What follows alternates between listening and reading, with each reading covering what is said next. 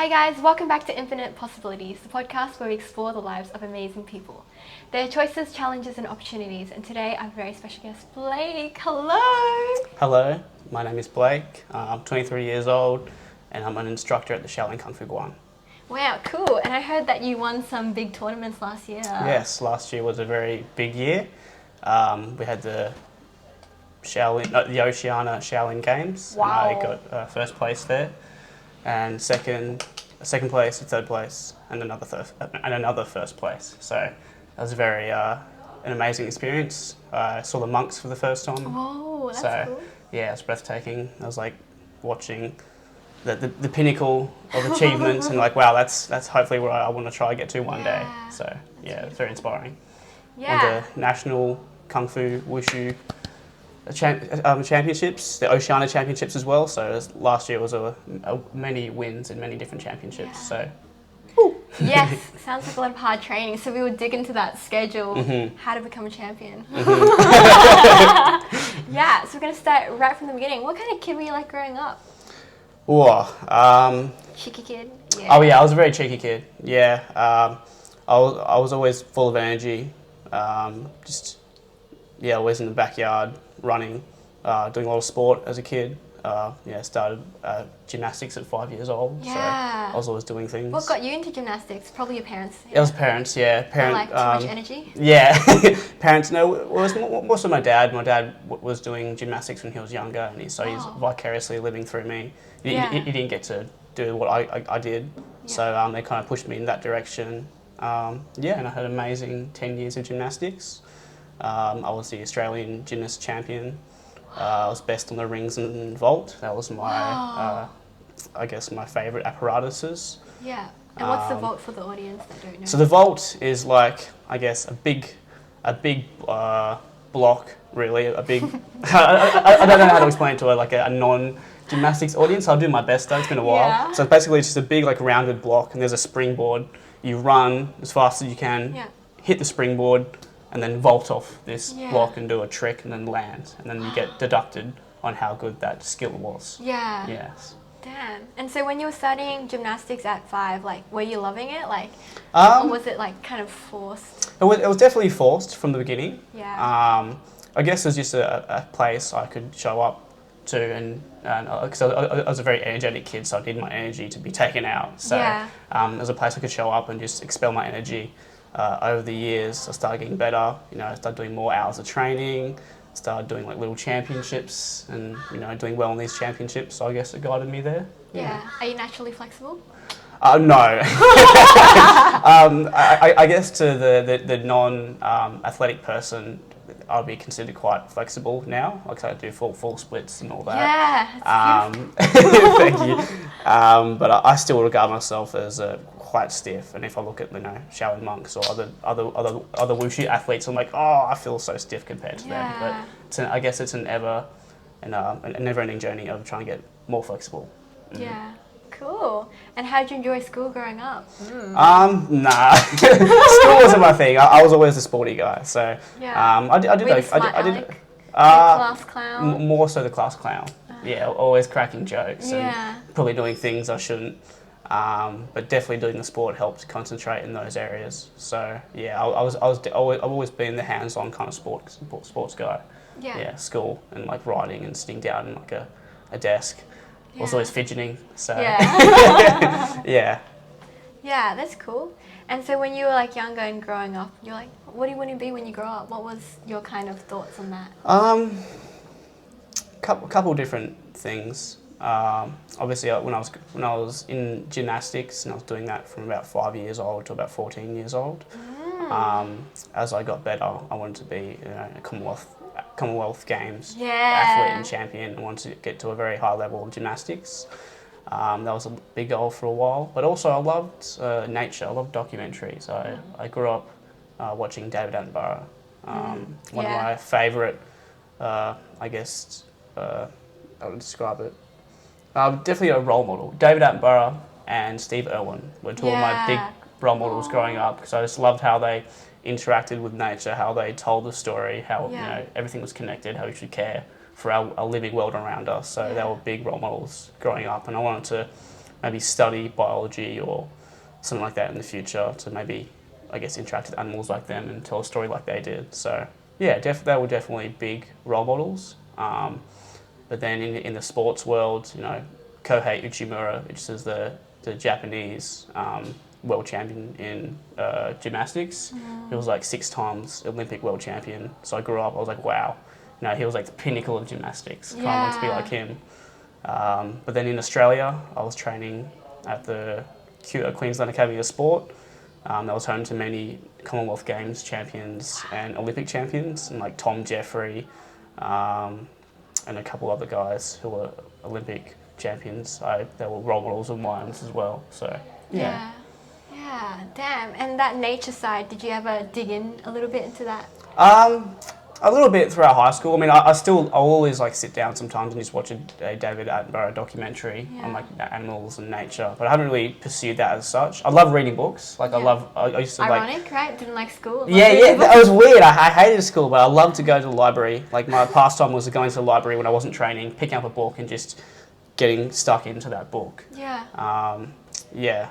So pretty crazy, but I love doing that other than sport. Yeah.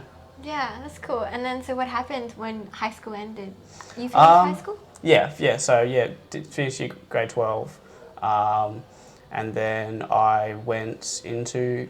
I was working at Kmart for a little bit. Hell yeah! So that was my first. I know Domino's was my first job, surprisingly. But then I went to Kmart. Found that really quite fun. It was a good environment. Had made a good friend who I'm still friends with today. And then I kind of went into construction. And yeah, I did 2 years of construction. I was an apprentice plasterer. It just wasn't my thing. Yeah, and why wasn't it your thing?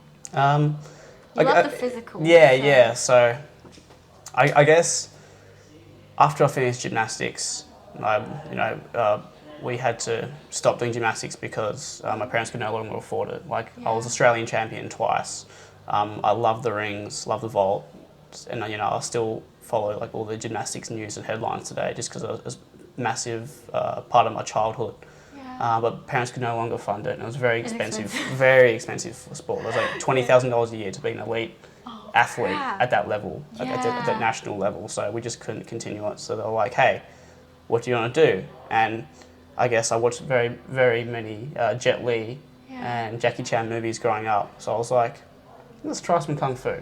Wow, because Kung Fu is cheaper or something? Yeah, pretty much. They were like, there's a couple of Kung Fu schools in that area. You always love to watch like the Bruce Lee movies, like Enter the Dragon, all the old school Jet Li movies. Yeah. Like Once Upon a Time in China.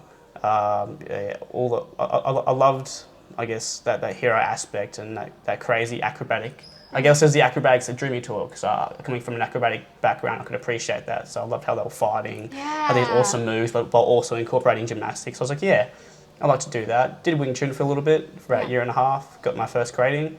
Congrats on that one. That's the first one. I still can't remember it. Teach you after. Yeah. And then I was like, oh, that wasn't really for me. And then I came here. I was like, yeah, this is the place. This is where I could get all my energy out. It was a really great environment. So this is the Shaolin Kung Fu Guan. Really great teacher. Made a very good community. But jumping back, I did a couple of years of that. I was a youth champion of Australia, so national champion, Australian champion for the youth category, and then I went to construction, and so it's like that's like a hard. It was just like I was like told, you gotta, I guess you kind of gotta stop doing your hobbies now and do some real life work. Like I was kind of guided in that direction. They're like, you've had your fun, you've done this and that. Maybe it's time to do some real stuff. So I was like, I was young, I was 18, 19, like, maybe these people in my life are correct. So I went into construction for 2 years. It was just a very, from my experience, it was a kind of toxic experience working in the construction industry. A lot of alcohol, a lot of drugs, hard hours, physically tolling on your body. So I did 2 years of that as an apprentice plasterer. Got a back injury. I wasn't happy. Was kind of miserable. This wasn't the life I envisioned growing up. I was like, I had to make a decision to stop doing that and kind of rediscover myself and Shaolin and the Kung Fu Guan here, and the community and the family that we have helped me kind of figure out who I was and where my place in the world is. So, That's yeah. beautiful. Yeah, and tell me, like, working in construction versus being a gymnast, like, in terms of physically demanding, how do those two compare? Did you get any bad injuries from gymnastics?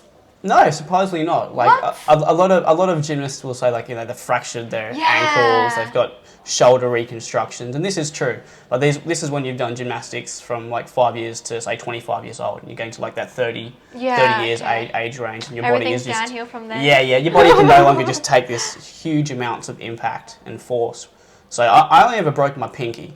So it's like not really Out of an injury. everything. Yeah, just And how'd you my do little it? pinky. I was on the pommel horse, so it's another apparatus in gymnastics. There are 6 apparatuses for men's gymnastics. I was a men's gymnast.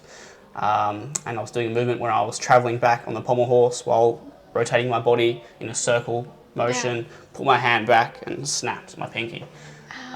So that hurt, but it wasn't really that much. Like, in terms of other gymnast injuries, wasn't really big. But That's crazy. Yeah, okay, and then you step into Shaolin Kung Fu Guan, and why'd you fall in love with it? Again, it was just I love gymnastics, and gymnastics was fantastic, but it was, I guess, for me, gymnastics was very pushed by my parents. Like, it was kind of my parents' thing. Although I did love it, and I got to an incredibly high level, was very pushed by, I guess, my parents' drive. Wasn't for you. Wasn't really for me, whereas Kung Fu was more of my decision. You chose it. Yeah, Hell yeah. I was yeah. like, I chose this place. I want to be here. And I think that's, I guess with Kung Fu as well, it has, especially Shaolin, has that rich 1500-year-old culture behind it. It's got all these things I've never really experienced before. This family kind of aspect, we're definitely more closer with each other. Whereas with the gymnastics, I found it to be a very individual experience. Like, you got to be the best, but it's you against everyone else. And I had a very high competitive zone. Whereas this is more like, this is still competitive if you want to compete, but this is also very much, you go the Buddhism, the good stuff. The good stuff, the feel good, the feel good, the culture. the You get to, the wisdom.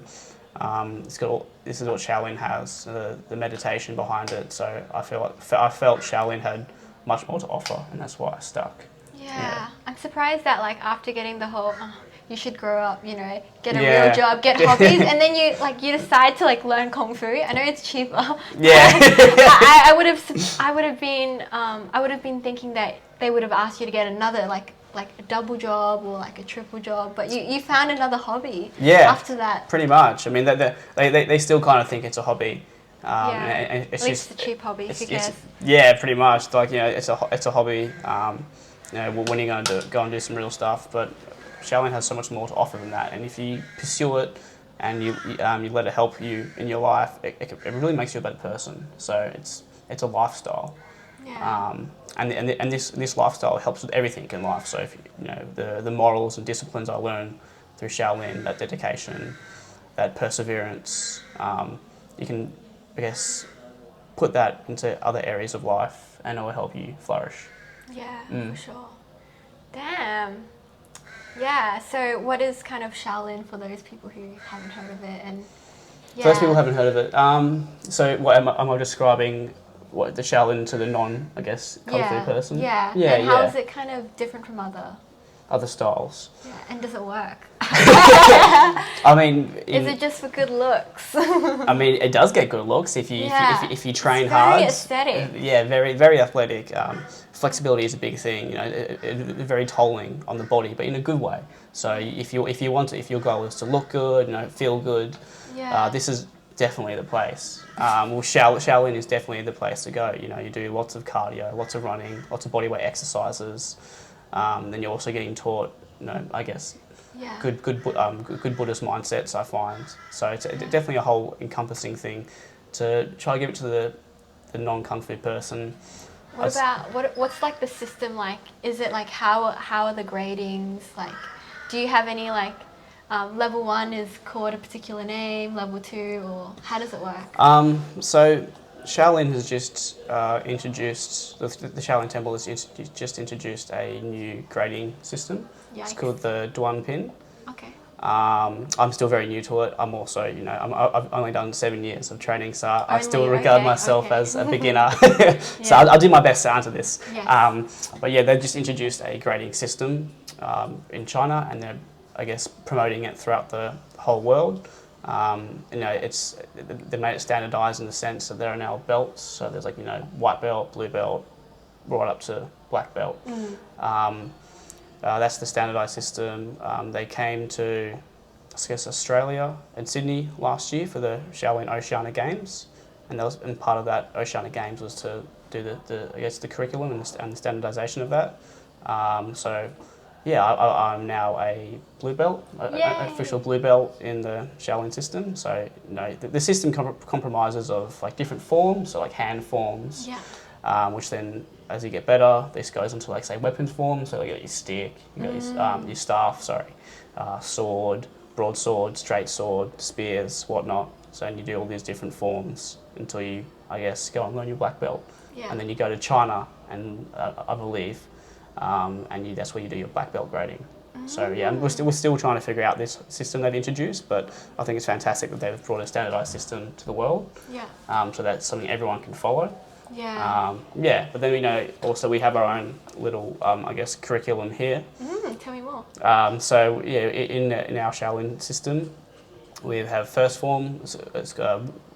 I'm still terrible with pronouncing things. Nah, all good. So we've also just introduced this recently. But we have like Wu Bu Chuan, which is like the 5-step form. Yeah. That's our first one. So you do all your basic stances, your basic punches, basic kicks. And it's kind of enveloped to this one single form. So it's very much an all-encompassing beginner form. And then we do a little animal style after that, tiger style. Nice. So we call it the small tiger. So you learn a little bit of tiger style. I love it. Yeah. The kids love it as well. You know, they get to be a tiger. So while also doing a form. And then we have our staff. So Yin Shugun, which means negative hand staff, I believe. So that's our first weapon form we learn. And then after that, we do Lian Huan, which is the linking fist form. So this one's, I guess, a much faster paced form. Still same basic stances and punches, but it's called linking fist, so the movements are now linked. So yeah, I guess a much faster pace and that. And then we do the broadsword form, which is called the plum blossom sword form. Wow, Mei that's Hua cute. Dao. Yeah. Wow, very cute. Yeah, so that's what I've just finished now. So that's the form I've just finished, and it was an amazing form. I love it. Very different from all the other forms we've learnt so far, incorporating different movements. And then after that, we have our Tongbei, so another style of Shaolin Kung Fu. Oh no, it's another style of Kung Fu, but in a Shaolin form. Yeah. So again, I don't know much about it, but I know that's just the Tongbei form is the next one after broadsword, and then there's a straight sword form, which is the Damo Gen, I believe. It's a very famous Shaolin straight sword form that we incorporate, that we do, and then it is Red Fist, which is the small red fist, which is a very, very famous form in Shaolin, and it goes back to like the 16th century. So it has very old roots. And you know, it's one of those quintessential Shaolin forms. Like when you look at Shaolin forms on the internet and what is Shaolin, Red Fist is one of those forms. Yeah. And then our final form to get, I guess, the black belt in our school is the spear. So it's the 13 spear. So then, because the spear is considered the king of weapons in Chinese martial arts, so that the spear is our black belt grading form. Yeah. And then once you do that, you can do a whole list of other different forms. Because in Shaolin there are thousands of forms, both weapons, non-weapons. That's why I love Shaolin as well, because there's so much to do, so much to learn. It doesn't just stop at one level and go, okay, he's now the best, or he's here, he's reached the pinnacle. It's like, there is none, you know. You get better and better and better, you climb up the ladder, you find more, but then you learn more, but then you know less. Yeah. It's a weird paradox. Yeah. The more you know, the more you learn, the less you know. So you think you discover something, you talk to someone, you see these monks, you go, oh wow, no, there's so much more to this than I originally thought. And for someone who loves to like constantly learning, constantly climbing that next ladder, it's a fantastic thing to be part of. Yeah. So how many forms are there in Shaolin? Like hundreds? Hundreds, yeah. My Shifu would better answer that question. But I just know there are hundreds of styles, hundreds of forms, hundreds of styles. Yeah.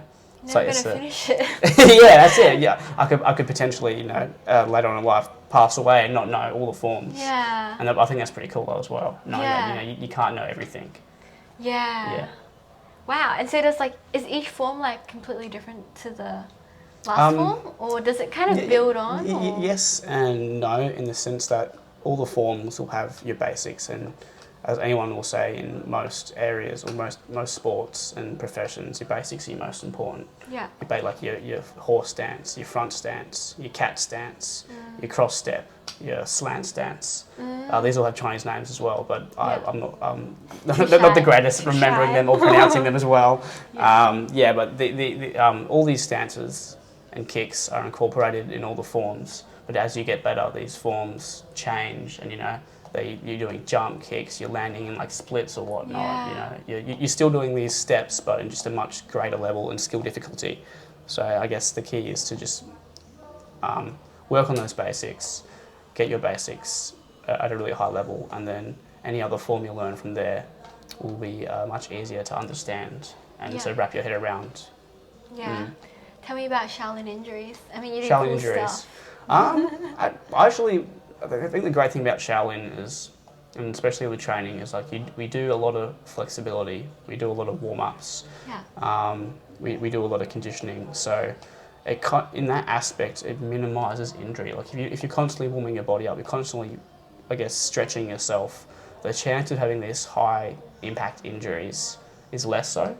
If you're really flexible and your ankle is strong from years of running and jumping on a harder surface, it's going to make it very hard to just roll an ankle. Like there's times where I've tripped and fallen, but because of my training, I've been able to catch myself. Or obviously my body has been strong enough to not break. Yeah. So I don't actually have that many injuries doing Shaolin. Yeah, I can't. Maybe like a sprained ankle and some. I guess the biggest injury is always sore muscles. Like they're not injuries, but I'm just always sore from training. Yeah. So I guess in terms of injury wise, not really none. Wow. So it's just construction work that's that killed it. Yeah, that's what it was. That did my back, and then for a year, like I struggled walking, struggled bending down, struggled picking up. I had to wear a brace around my stomach because I tore my back, but it went round to the front, and also tore my abdominal area. So abs and back were both blown out. It was like a soft tissue tear. So that's also why for about 2 years I stopped doing Kung Fu. And there's definitely a really low point in my life because like my passion, my purpose, what I love doing, how I love my mental health. Like I use Shaolin. I use Shaolin to balance my mental health, and it's a very important thing for centering myself. And because that was out of my life and I was no longer attending, I was injured, just sore. It was a very, very hard time, and I wasn't able to find myself. So, the construction definitely blew that out. But I'm thankful in a small way that because of that construction industry, I was able to come back and figure out who I was. And that helped me. So, So who are you, Blake? Who am I? We're still figuring that out. But, I hope to be, I'm recently an instructor here of about a year. So I teach kids classes. That's cute. I really enjoy passing on my skills and my knowledge that I've learned so far to this younger generation. So who am I? Well, I'd love to be an amazing teacher and instructor to future generations. I'd love to help people in the way that my older Kung Fu brothers and my Kung Fu family here helped me when I was in darker spots throughout my life. So that, I guess that's one point, one aspect of who I'd like to be. I guess the other aspect would be I would love to travel to China to stay in Shaolin, learn Shaolin there for a couple of weeks, months, or maybe even a year. Or forever. Maybe stay in China. Maybe you might become a monk. I could definitely envision that. It's a very holistic lifestyle. and I can see the benefit.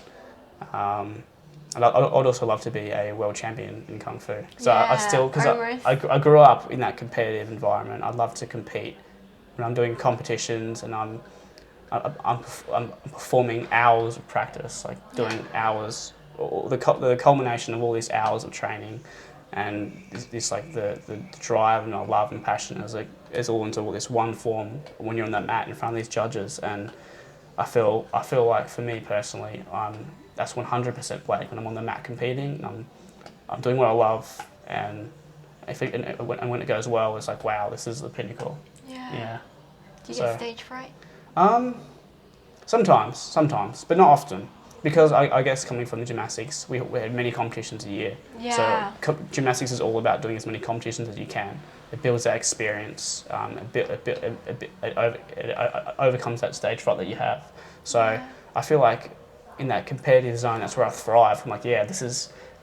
I'm comfortable here. I'm comfortable competing. I'm comfortable stepping onto that mat and going crazy. Yeah. and going as hard as I want. So I love it.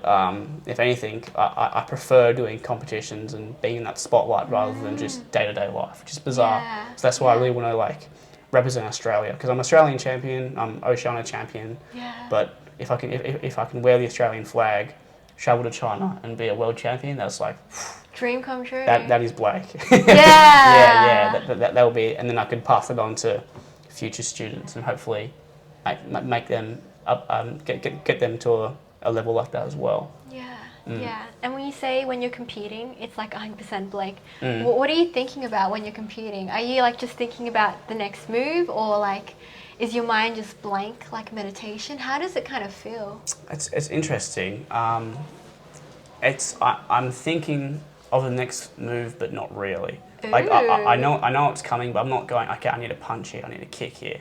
Because if I do that in a form when I'm competing, I lose focus. I forget where I am. Oh, that's funny. So it's kind of you're like in a flow. Yeah, you're in a flow. Yeah, you're merely observing your body almost from a third perspective. But everything, all your energy, all your love and your passion is into that little moment, and you're just observing yourself go, be the best that you can be in that moment. So yeah, you're not thinking about it, you're just doing it. And then you stop and you salute, you bow, you step off that mat, and you're like, wow. Yeah. And then you get that score, you're like, yes, yeah. But also sometimes it's a humbling experience. You get that score and you're like, I didn't do so well here. My stance was high here. I didn't punch where I wanted to punch. I stumbled and fell back. So that's also the beauty of competition. In my experience, I win a lot, but I also make mistakes. And there's also a massive, I guess, path for me to grow on, to be better. So there's still so much for me to be better at and to learn more. So yeah, competition isn't always just about winning. Like I've been grateful in the fact that I've been very successful so far, but there are many areas in which I haven't been successful. So I can, if I can apply that, and then I guess have a rounded base. That's where I'll be. Yeah, that's cool. So let's dig in. What's that winner's routine? So what is your general? Routine? Yeah, what's your general routine? As I said, I'm not. I do well in winnings, but there's still a long journey to go before I can go. Yeah, I'm a champion. Gotta be humble, and even when you're a champion, there's so much you don't know. Exactly, there's so much you don't know, and to be a champion, you're a champion, I guess, in one thing.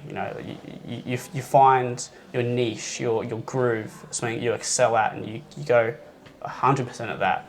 But there are all so many, because that's a wonderful thing about Kung Fu. Kung Fu is so diverse. There are so many different avenues. So you can be the best at one thing, but at something else you're terrible at. Yeah. So even when I'm the Australian champion, Oceania champion, there are other forms and other categories that people compete in. They beat me. I'm like, yeah, he deserved that. I could see why he won. But then that's my own drive. I'm like, okay, if I want to do bit better next time, if I want to be better at the next championships, I need to try and incorporate that, or I need to work on the area in which I am weak at, and to make that better, and then I'll be better myself. So, yeah, the winner's routine. So there's competition. Say, I don't know, it's a specific date. Is it 3 months beforehand you start going really hardcore? Well, so the fortunate thing right now is that there are many different competitions across Australia. So there are different competitions run by different groups, the main group for myself, because I do Kung Fu, is the Kung Fu Wushu Federation or the Kung Fu Wushu Association.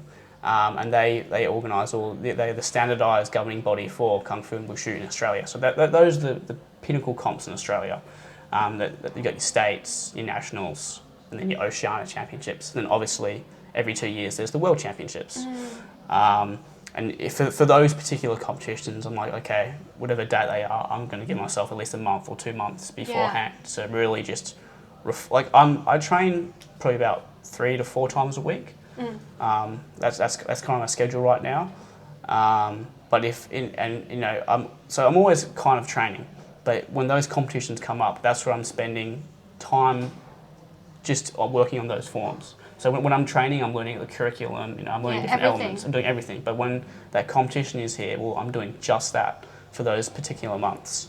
And I guess it's just repetition of the basics, repetition of those forms. You just got to do it over and over and over, constantly looking where you can improve, getting my shifu to say, this is correct or this is incorrect, or you can do better here, do better there. And I think that's how you do well, I guess, in any area. But it's also, you got to have that drive yourself. Like, yeah, how do you not get bored, right? The same form over and over and over. Thousands of times. Sometimes you do get bored. Some days you walk into training, you're like, oh, I really don't want to be here. Maybe your mental health is just really not great that day. And you're like, oh, I just want to be home. Or maybe you're sore from a couple of days of training, like, oh, I don't want to do this. But I think having the supportive network around you going, okay, jump in, you've got a competition coming up, let's go. Having those people boost you up. Or your coach going, no, you got a competition coming up, let's go. Do better. That really helps. So I guess that's kind of, I wouldn't say it's the winners. I'm champion, but I hate being like, oh yeah, I'm the winner, I'm the best. It's like, it's weird. You have a little bit of both. Like you do well, but then you also got to be humble. But for me, that works best for me, having that structure. How many hours a week? Damn, now I have to work that out. Should pay more attention to school. So usually you just do 3 to 4 times, but you amp it up when it's comp time. Big comps. So is it like 8 times, you reckon? If there's a big competition coming up, I would try to get to 5 times a week. But you also got to be careful. Like even if there is a big competition, you don't want to push yourself so hard that you break yourself, because then the competition, you just disqualified yourself. You just watch the competition. You watch them crack. It's like, damn. But if there's a big competition, I'll train. I do like the hour of training, which is our set class, and then I'll do like maybe an hour or 2 of training after that. So maybe like 2 to 3 hours of training. That's if there's a big competition. Like 15 hours a week, kind of. Maybe 2, 4, 6. I'd say about 10. 10. Yeah, it's pretty good. If there's a big competition, I'd say between 8 and 10. Do you cancel that Kmart shift? What happens to that? Just tell them, hey, I can't come in. I got training. So you got to fight some baddies. But I'm thankful that my work schedule is pretty flexible, because I'm a casual right now, so I can just say, hey, no, I can't make it, or hey, I have a competition coming up, so I can't do this shift or whatnot. But my main priority right now is just Kung Fu and excelling myself at martial arts, trying to learn as much as I can and pass it on. Isn't that funny how you kind of stepped away from gymnastics to kind of, I guess, quote unquote, get a real job? And then I found this is the real job. This is the real me. It's funny how life works sometimes. But I'm saying that I do miss my gymnastics days sometimes. Gymnastics gave me such a great base to do Kung Fu with that heavy flexibility and acrobatic, development. My goal was when I was little to be a Commonwealth or Olympic champion for gymnastics. I was thankful to be Australian champion, but I never I reached that. And I stopped when I was 14, so unfortunately I couldn't make it. But I guess now I'm living that life, but in a different area. My goal is to be champion of Kung Fu. So dude, so competitive. I didn't give it up. My dream is still there to be a champion for Australia. Just to walk on that stage and wear the Australian flag and go, all this years of training has come to here. I'm thankful. That's cool. Mm. So tell me, on the streets, have you ever On had the to use streets. Shaolin? Like, has someone like, you know, hey Blake, give me your money? Like, you know, has like, you know, any dodgy situations where you like, you know, showed off a bit of cool kung fu? Thankfully, no. Okay. Like I'm not much of a person to be out there looking for a fight. Like Oh yeah, no, like but yeah, I'm a lover, not a fighter. But even still, like I avoid conflict situations as best I can. If there is a conflict situation, I'll try not to be there. I think that's the best approach. You just don't want to find yourself in those zones, and with the environment in which I put myself in, I'm never really in any danger. I'm not in those particular areas or those I guess those zones where conflict could arise and something bad could happen. So yeah, to date I haven't had any experiences where I had to use my kung fu, but I know that if I had to, I could, you know. Yeah. Well, I could bust out some Jackie Chan moves. No, but I wouldn't know how to defend myself, but I'm thankful that I haven't had to just yet. Yeah. Does Shaolin have like sparring where you guys, you know, just get at each other, and or is it more like it's both. scenarios or So like freestyle or something? Yeah, so in Shaolin is famous for its body conditioning. So like the iron, it's the iron body, the iron palm, iron forehead. Like there's all these areas of the body where the monks or people who study Shaolin, they hit like, you know, a bag full of mung beans, and they go over and over and over, and over time the mung's bean changed to like rock or to like salt, or then to like iron ball bearings, and you know you condition your body in a way that you can take heavy impact from anything. So there's the conditioning part of it. So if you condition yourself, for example, like we do arm conditioning, which is a famous Shaolin thing. So you're conditioning your arms against you know your fellow Kung Fu, I guess, friends, yeah. And over time, your forearms, your shoulders, they all get conditioned because you've done this repetitive striking against each other. So there's that aspect where, you know, it's quite physical, and you know it does hurt sometimes. You know, when you it should hurt. It should hurt, yeah. If it's not hurting, then you're kind of not doing it right. Yeah. So there's that, but then you know there's also the sanda, which is the full contact fighting within Shaolin itself. So I've done a little bit of it. But that's not really my passion. Like as I said, I don't like to fight as much, so I do it more for the holistic and mental health rather than the full contact side of things. But I do recognise that it is important in your Kung Fu journey. Like you need to learn some of those basic things if you want to have a well-rounded appreciation of Shaolin. Yeah. Yeah. Damn. And how did Shaolin improve your mental health? Is it kind of like meditation for you? Like, yeah, so it makes you stay present. It does. Sure. It, as I said before, it definitely grounds you, brings you into that present moment. I can come here, you know, despite what's happening what's happening in the world outside, what's going on, or maybe family life or whatnot. If I had some traumatic experiences, I come here, and then I'm here, and that's where I am. I'm not thinking about anything else. I'm not thinking about, you know, my past or future. I'm just training. Yeah. I think that's the great thing. And I remember when the monks came to Sydney last year, and I've heard this saying time and time again, but Shaolin is meditation in the physical form. Yeah. So doing people think the form is like whoa, it's not. You know, if you do it properly, you're really focusing everything into that one strike, or everything is kind of connected. So you're not thinking of anything else, and that's kind of like a meditation. Like everything is just into that one kind of movement. Yeah. And you do a whole form, and like you're exhausted, but you feel great, like because that's all you've been focusing on, and you do that over and over and over. So yeah, it's a meditation in the physical form. And I like that saying. I think about it a lot when I'm training. Yeah. Because also I feel like people think meditation is easy. It should be an easy thing. It's going to be difficult. Like anything in life is going to be difficult. You know, the monks, for example, they can meditate for like 8 hours, just sitting there with their back up straight, you know, in that zone. And it's like training. They can train for like, you know, 4 or 5 hours, just heavy training, and then they do meditation after. It's like I do half an hour of sitting down and my back's sore. Yeah. or I do an hour and a half of heavy training. And I'm like I'm screwed. I need to go lie down. Yeah. So it's difficult, but it's the accumulation of all those hard things over time is what makes you stronger, both mentally, physically, and then spiritually as well. Yeah, that's cool. We're nearly at the end of the podcast. Just a few more questions. Bit random. So, favorite weapon of choice? Oh, favorite weapon. I haven't learned it yet. So, okay, tell me so what it is. my favorite style so far is the monkey fist, Hall Chuan. Because I come from a gymnastics background, I specialize in monkey. That's so I can do all the flips, I can do all the kung fu movements in that kind of style. So I really that's when I was talking about niche before. That's my niche. That's monkey style or monkey fist is that's my niche, and that's what I want to be a world champion at. So there's different categories when you do kung fu competitions. There's weapons, different forms. So there's like southern style, northern style. Monkey is one of the animal styles. So there's monkey, there's crane, there's snake, tiger, scorpion.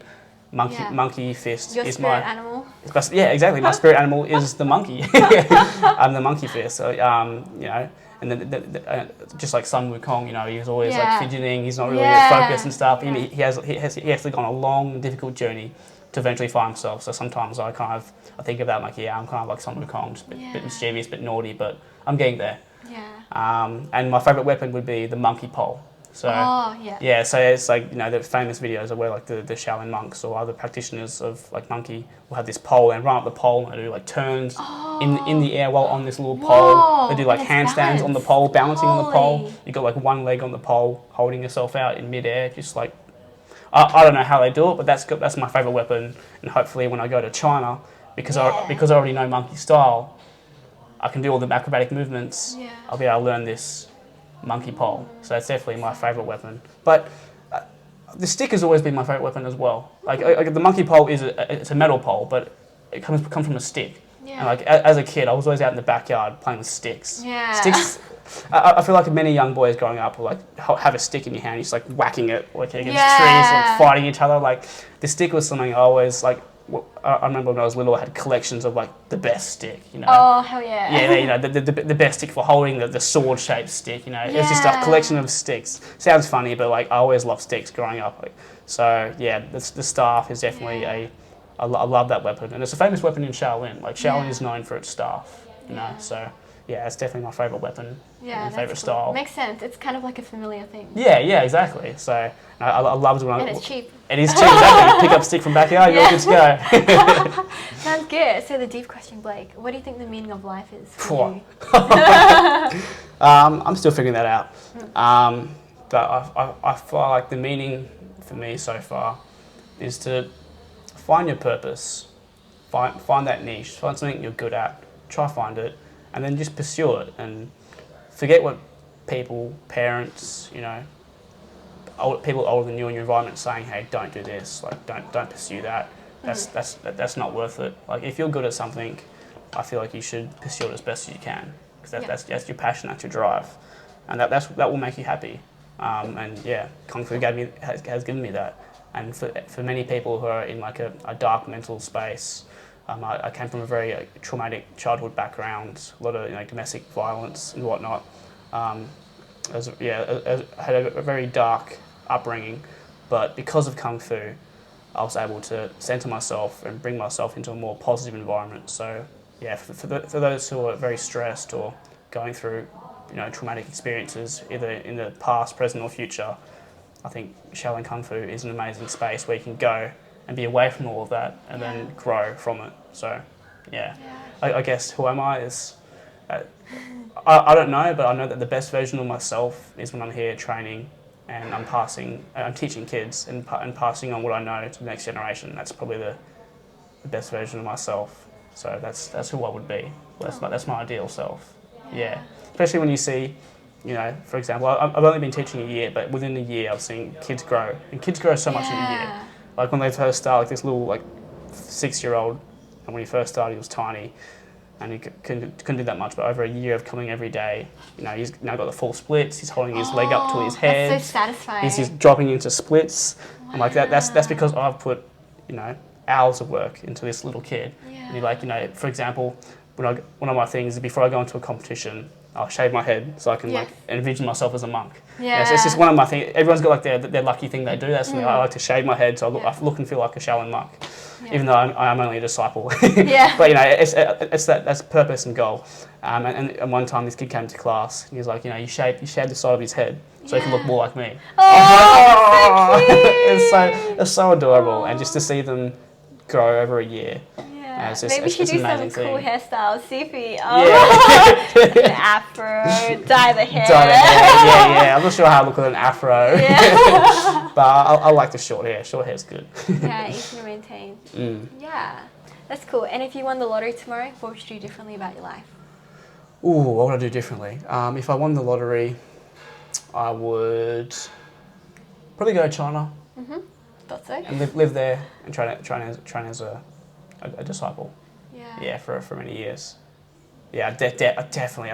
I'd love to just travel the world, travel China, pursuing, you know, Shaolin and Kungfu, learning different styles and seeing what's out there. Because not only am I exploring the world, but I'm exploring what I love in the world. Yeah. So, yeah. That's cool. And like, thankfully, I've already travelled to, you know, New Zealand for the Oceania Kung Fu Championships last year. I've never been to New Zealand before, but I got to travel to New Zealand because of Kung Fu. So I'm like, I hit two milestones, or two birds with one stone there. Yeah. So yeah. That's cool. And what is an ideal day in the life for you? It can be work related, non-work related. What time do you wake up? What activities do you fill it with? An ideal life, an ideal work life. Waking up sometime in the morning, doing some stretching, doing a little bit of training, have some food, have some lunch, do some teaching. Yeah. You know, teaching because I enjoy teaching. So yeah, doing teaching of some kind, helping people in the afternoon, doing more training. And then watching a couple movies before bed. You know, some Jackie Chan movies or some Jet Li movies. Wow, so has to be martial arts it's good martial arts related. So you're going to bed and you're dreaming of, you know, that. Aww, that's kind of So, you know, and doing some meditation throughout the day. And if this was somehow in like a temple somewhere, like you got to experience all of that in a temple, better. The dream. Somewhere in a forest, in some like hidden valley, you know, with the clouds coming in, waking up, and just dong of the bells. Yeah. That would be the dream. It. Yeah, I can go on forever. That's awesome. And the final question is, how does this podcast experience feel? I know you were pretty scared. Yeah, this is my first ever podcast, so many more to thank come. you for having me on it. Definitely great. very nervous. I was more nervous doing this podcast than I was doing competition. Wow. I had like butterflies and stuff. Yeah. But, you know, I guess thank you for opening me up to the podcast world. I've had a very fun time. Sometimes I stutter and sometimes I talk a bit fast and a bit nervous. So thank you for allowing me to come in here and speak about what I love. So it's been a very good experience. Yeah, thank you for sharing your story. Yeah, That's thank amazing. Yeah, until next time. Want to say bye? Till next time. Bye. Bye.